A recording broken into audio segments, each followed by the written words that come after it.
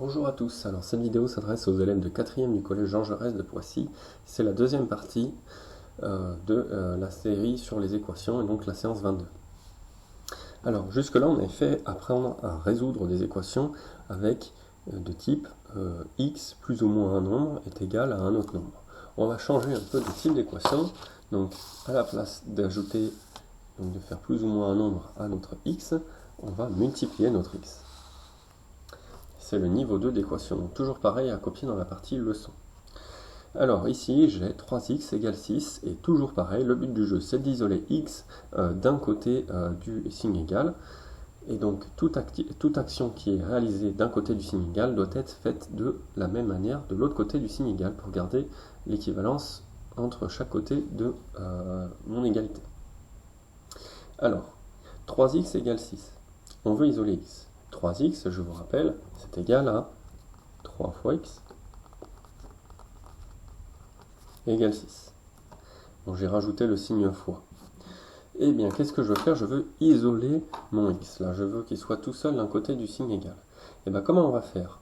Il suffit de faire l'opération inverse de multiplier par 3. L'opération inverse de multiplier par 3, ça revient à diviser par 3. Donc, je vais faire la chose suivante. On peut écrire 3 fois x égale 6. Et donc je vais diviser par 3 de chaque côté. Donc je divise ici par 3.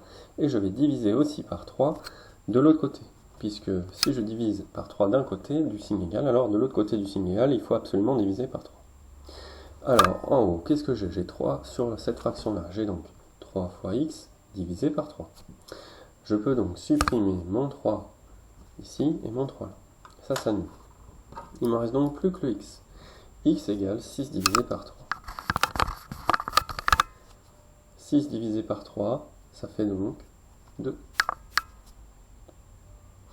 Alors, je peux le réexpliquer aussi de cette manière-là. Je vais le faire en parallèle ici, pour peut-être, si tu n'as pas compris, avec la fraction. Donc, 3 fois x égale 6. Je repars ici. 3 fois x égale 6. On a dit quoi? On a dit qu'on voulait se débarrasser du signe, enfin du 3 fois.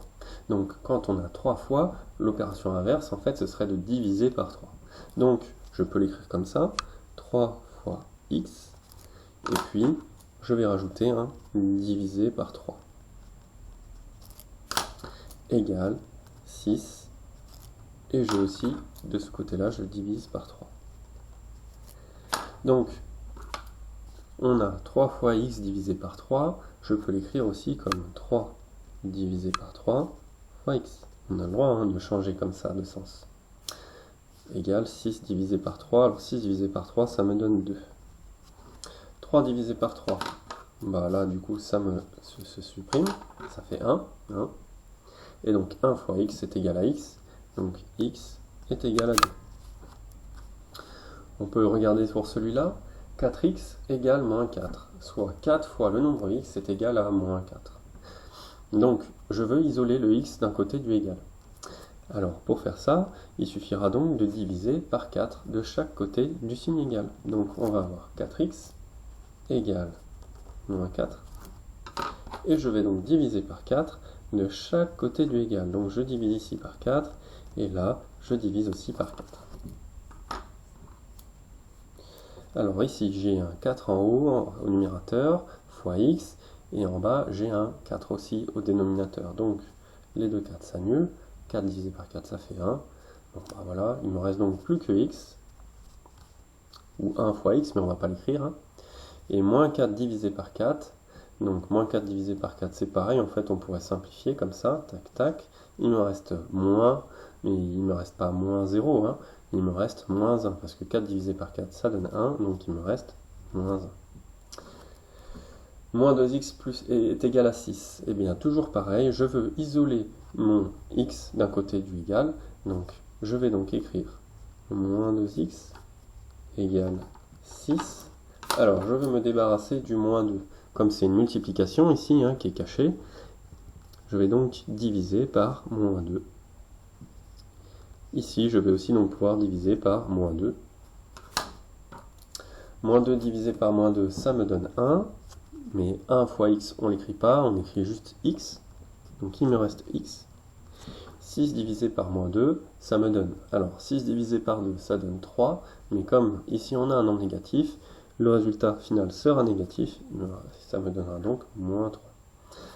On peut regarder ici, hein, si je remplace x par moins 3 dans cette expression, ça me donnerait moins 2 fois moins 3, soit 2 fois 3, 6, et moins fois moins plus, donc ça me donnerait 6. Et ça marche bien, c'est bien ce qu'on a. Donc on vient de répondre, en fait, pour raccrocher au problème comme tout à l'heure, on vient de répondre au problème. Je suis un nombre tel que si je suis multiplié par moins 2, je donne 6, qui suis-je? Et bien là, il suffirait de dire, je dis moins 2x égale 6, et puis du coup on retrouve la valeur de x comme ça.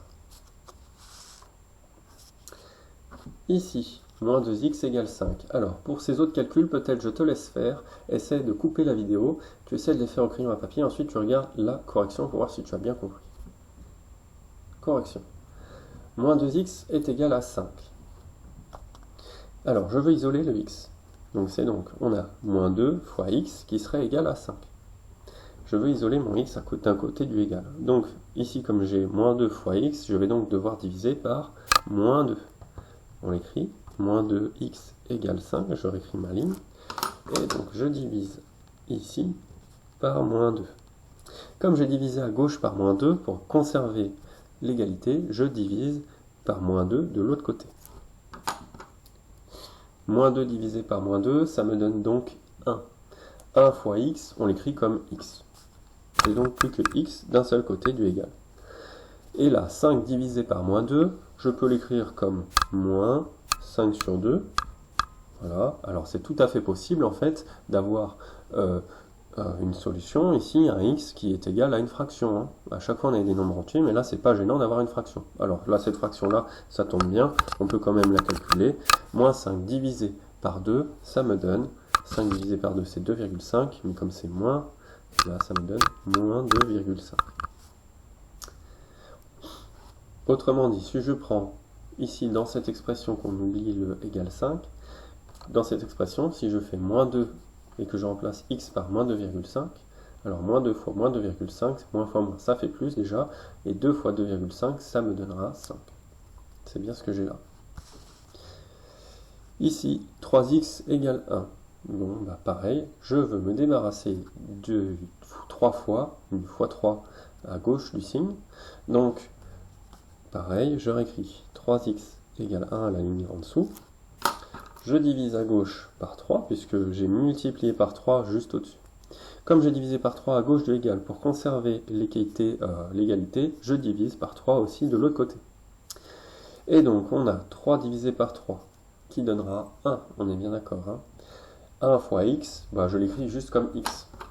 Ça, c'est le calcul littéral, c'est le chapitre précédent. Et du coup, x est égal, alors cette fois-ci, vous voyez, j'ai fait exprès de mettre ce problème-là, parce que là, on a x égale à 1 tiers, et en fait, c'est la valeur exacte de x. Je ne peux pas donner une valeur décimale, puisque sinon, on aurait x égale 0,333333333, etc. Je vous rappelle, si vous tapez 1 tiers avec votre calculatrice, en fait, on obtient 0,33333 avec une infinité de 3. Donc, on laisse comme ça. Allez, le dernier, là, vous voyez, 12x égale moins 24. Donc en fait, on pourrait se poser la question, je suis un nombre tel que multiplié par 12, je donne moins 24, qui suis-je? Donc on pourrait écrire 12 fois ce nombre, donc ici comme on ne sait pas qui c'est, on écrit x, égale moins 24, et on va essayer de retrouver ce nombre à partir de ce que la phrase, enfin de ce qu'on sait. En gros, quand il est multiplié par 12, il donne moins 24.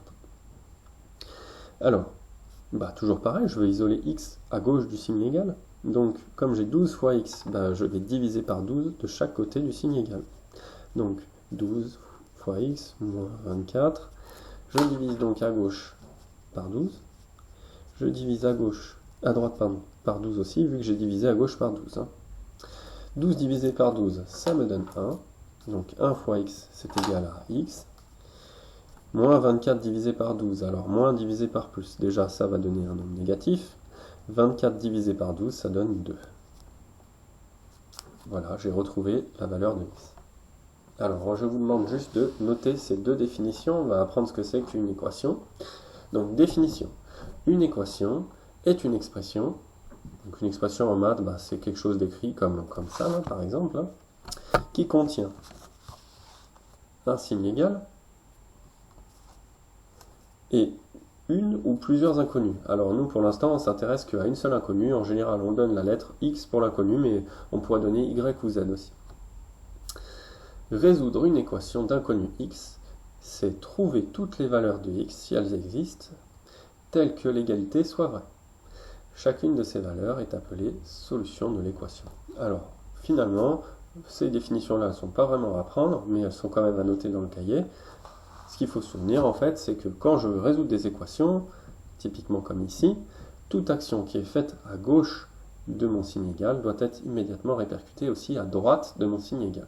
Et résoudre l'équation, en fait, là, pour ce genre d'équation, ça revient finalement à isoler x. Et en isolant x, on retrouve sa valeur. Voilà, c'est tout pour moi. Je vais vous remettre peut-être la définition pour que vous puissiez la copier en arrêt image. Voilà, c'est tout pour moi. Merci.